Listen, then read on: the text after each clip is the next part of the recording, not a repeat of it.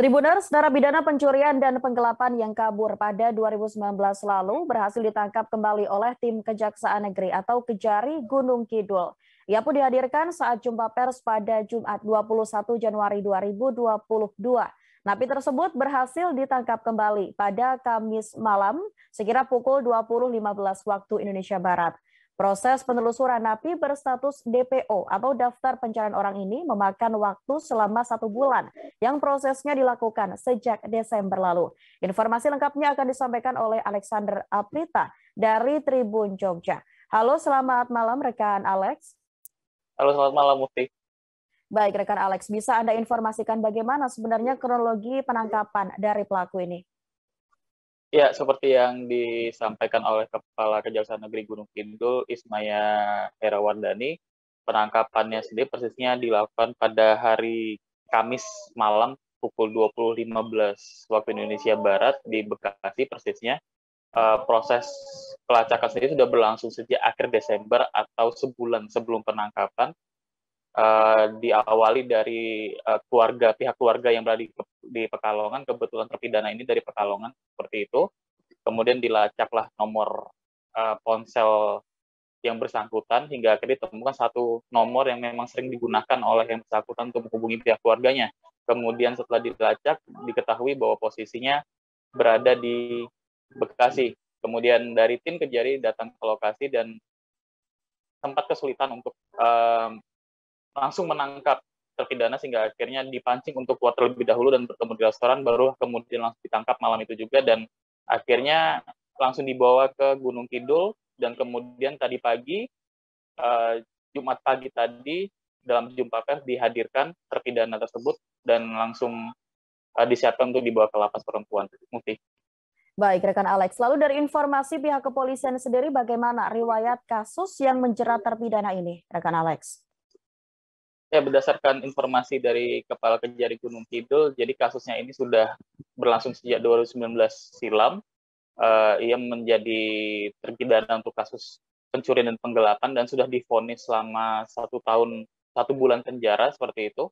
Kemudian ketika akan dibawa ke Lembaga Pemasyarakatan Perempuan yang saat itu masih berada di Yogyakarta, ketika di tengah perjalanan dan mampir di suatu tempat, yang bersangkutan itu kabur lantaran petugas sendiri juga lalai dalam menjaga hingga akhirnya kembali ditemukan pada Kamis malam lalu. Demikian.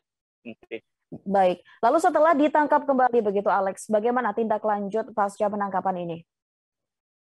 Ya Mufti, setelah akhirnya kembali ditangkap, terpidana kasus pencurian dan penggelapan di Karatnasari langsung dibawa ke lapas perempuan yang saat ini sudah berada di Wonosari Gunung Kidul, masih satu wilayah seperti itu.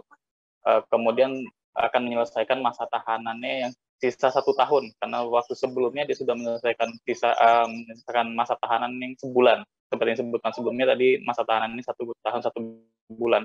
Kemudian untuk pengawal yang lalai menjaga terpidana waktu tahun 2019 silam pun sudah mendapat sanksi tegas dari Kejaksaan Tinggi dan Kejaksaan Agung berupa sanksi disiplin, yaitu penurunan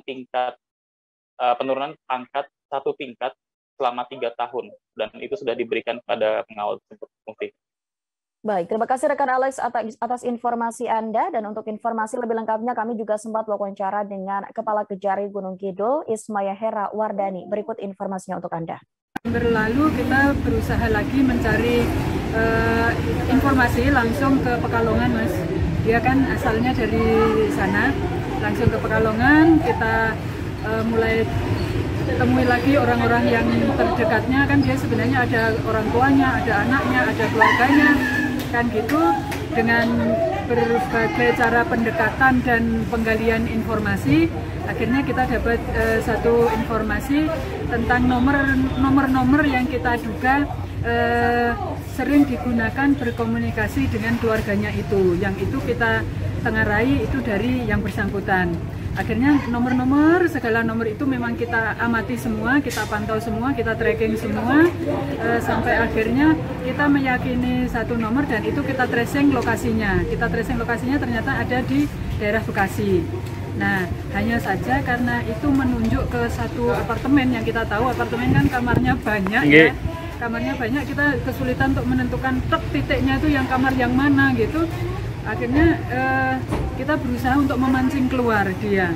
Untuk memancing keluar, kebetulan dari salah satu komunikasi dari nomor handphone yang kita duga dari dia itu dengan salah satu keluarga terdekatnya, dari komunikasinya itu kemudian kita terus pancing sampai akhirnya ada janjian untuk ketemu antara martil kita ini dengan yang bersangkutan. Kemudian diikuti oleh petugas kami dari Gunung Kidul sampai ke titik yang dijanjikan, dan di situ agak cukup dramatis ternyata tadi cerita dari teman-teman yang di lapangan itu, karena di mobil itu sebenarnya ada 2 perempuan gitu, ada 2 perempuan yang cuma untungnya mereka agak sedikit berbeda body, yang satu lebih gede, yang ini kan lebih kecil gitu, jadi akhirnya bisa ditangkap lah. Terima kasih sudah nonton, jangan lupa like, subscribe, dan share ya.